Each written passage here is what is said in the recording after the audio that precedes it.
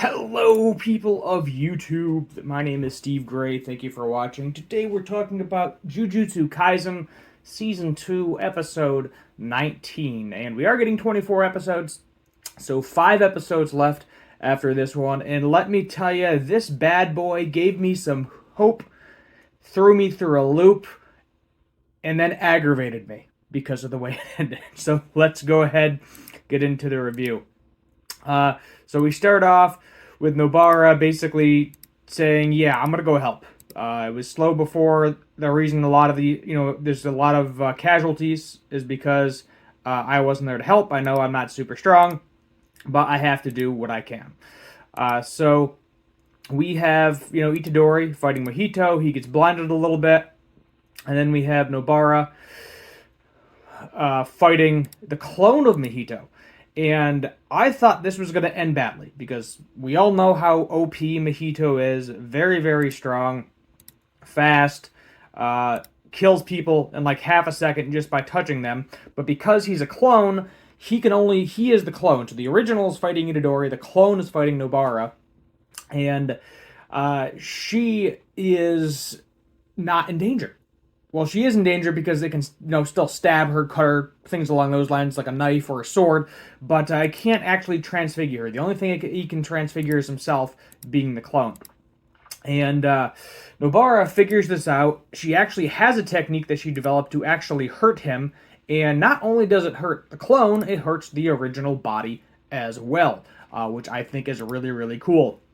So we think we're good. We think we're in the clear. Nobara is going to continue fighting the clone. Itadori is going to continue fighting Mojito. He takes a minute and realizes that he is not alone in this world. And he starts beating the ever-living crap out of Mojito. And it is just delightful to see Mojito getting his butt kicked and handed to him. I mean, I understand his perspective versus Itadori's perspective. But it's just nice to see a person that I hate, a character that we all despise. I can think we can say that we all despise. He has a really cool design, don't get me wrong, but he needs to go. So the clone starts running away from Nobara, and I'm like, okay, what is going on here? And basically what I think is going to happen is that the clone is going to fuse together with the main body so he gets himself healed and is good to go again because he's getting weak. He's getting his butt kicked by Itadori here for a couple seconds. Runs down on the floors. He created these clones. He initially created, let's go back here for a second, these little separate clones, which does trick Itadori. Itadori ends up destroying the wrong one.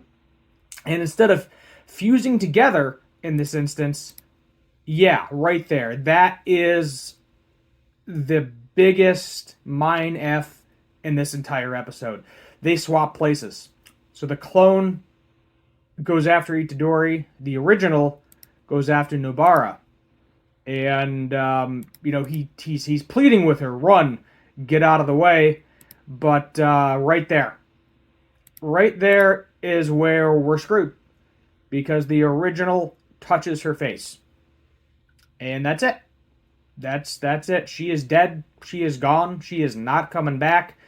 And that was just the biggest. Like, I initially thought she was going to die because of the clone. I didn't think she was going to die because of this way. But I guess I was kind of right, he just touched her face. He didn't do initially.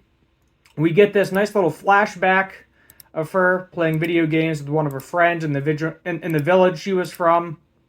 Beating up some bullies as well. Very strong-minded, strong-willed child. We don't really know. We didn't see her actual parents. I think she said she was living with her grandmother or something. So I'm not really sure exactly what happened. But she always said the village was too small because you couldn't be strangers with anybody. Everybody knows everything. It's all up in your business. Look at this image of a creepy guy delivering beans. I don't know if he did something to her friend or not. We don't really get any information about that. She then says she finds a secret base. She finds this kind of mansion something. I thought this was an adult. No, this is actually not an adult. This is like an 8th grader. So just for a reference, she's living there with her parents. She's always home. And it makes sense that she's always home because she would go to school and go home, as most children do. So I thought this was like a full-blown adult. No, it is not. and they would hang out, have tea parties, be friends. However, one day, they saw that the house was kind of in disrepair. There was graffiti, there was garbage, nobody was cleaning the steps, and they found out she was moving away. And this is the first time Nobara has seriously cried because, she probably considered this person like a mother figure or an older sister, something along those lines, and she just lost him. And, there was a little bit of exchange of words, but no contact info given, and she's just sitting there crying. So we then see Nobara leaving her friend. She was like, wow, you did all that crying for her, but you're not doing that crying for me. I don't know why they didn't animate a mouth on her. I found that a little weird. Not really sure. But, they both start crying in the end anyway. She moves off to Tokyo. And then we see the big sister character. What she's doing now, she's just kind of working in some law firm. She's describing that her parents were always moving around, doing all this stuff, but she figured that they were going to end up distance anyway. They were going to lose touch at some point anyway. So might as well cut off the arm or sleeve or whatever you want to call it now, get that out of the way. So a little bit of her backstory, kind of a cutesy type deal.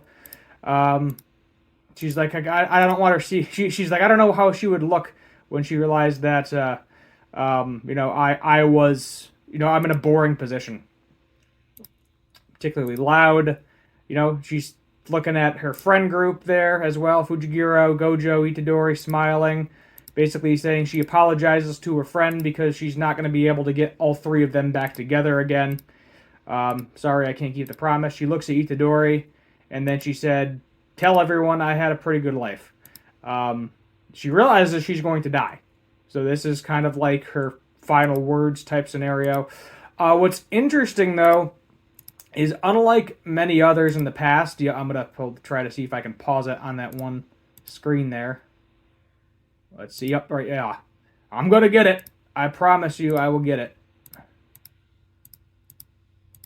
There we go. So this kind of mark develops on her face where she was touched by Mahito.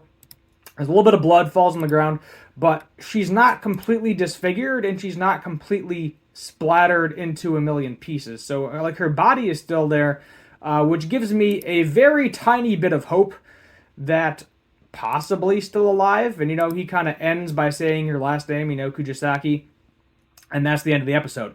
And that annoyed the crap out of me too, because I thought it was just going to be like maybe she'll die at the beginning of the episode, but no, they dragged it out. They gave you all the feelings. They gave you a little bit of hope, took it away from you, and then gave you all the feelings, and then now Itadori is continuously more broken than he was. And this is a giant emotional event for him too, so I don't know if this is going to cause something to happen with Sukuna. I really don't think it will at this point because he's got Sukuna over control. We saw that part of the episode already.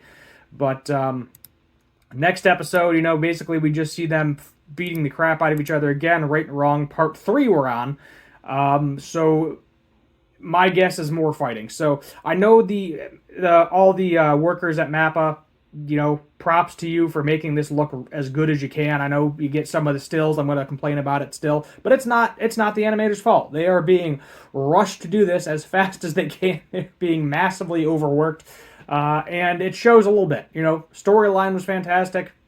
Generally the animation was fine. Backstory excellent. Nobara character development was fine. I was not expecting her to die. So last episode I was like, oh crap, she's dead. This episode I got a little bit of hope for like the first 8-9 minutes, and then when they did the switch, I was like, crap. So I don't know if he's going to use her body and manipulate it to, make Itadori's soul break even more, as he likes to say, because at this point he has hurt Itadori in many, many ways. He has killed multiple people. Right now he's killed 2 people that he's loved. He's killed countless humans in front of him, and now he has just killed a third person that he loves. So this is just poor Itadori. I mean, poor dude. He is just getting the short end of the stick every single minute, and you can't help but feel bad for the guy. You really can't. It just sucks. It is a very saddening experience, and I hope Mahito gets the crap beaten out of him to his death. I want him to suffer. as he has made those suffer. You know what? Honestly, maybe he doesn't deserve to suffer, but he does deserve to die. Because he doesn't typically make the people he transfigures suffer. When he kills somebody, for the most part, some people he keeps. But, well, I guess no. No, he doesn't. He does make some people suffer. Never mind. He can suffer and then he can die. We'll end it at that. But, excellent. 9 out of 10. Definitely worth a rewatch. And I'm hoping that Nobara isn't actually dead, because she's one of the three. She's one of the three main characters. You can't just do that to her. But it's Jujutsu Kaisen, so who the heck knows what's going to happen? We'll just have to wait and see next episode. Maybe she's not actually dead. That's what I'm hoping, because as I said, her body's still there. She didn't get exploded into oblivion. So that's why there's like a little bit of hope. Not a whole lot, but a little bit. A little bit. Thank you for watching. Hit that subscribe button, like, share, comment, all that fun stuff. And as always, have a good one.